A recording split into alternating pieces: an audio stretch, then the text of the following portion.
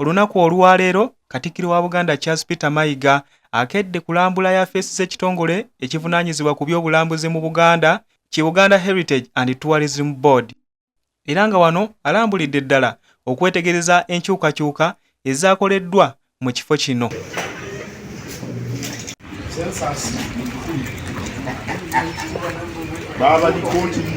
Mukuumaddamula ayongedde okulambula nga bwe yeetegereza eby'obuwangwa n'ennono ebiri ku yafeesi ez'ekitongole kino.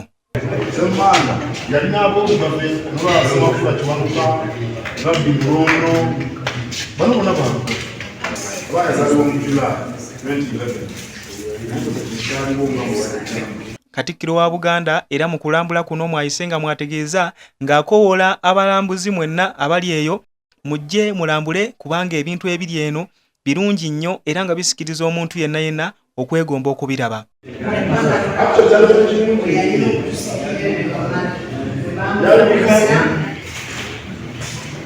Mu ngeri y'emu Mukuumaddamula aguddewo etterekero ly'ebitabo ebikwata ku by'obuwangwa n'ennono ssaako n'obuvo n'obuddo obwa Buganda.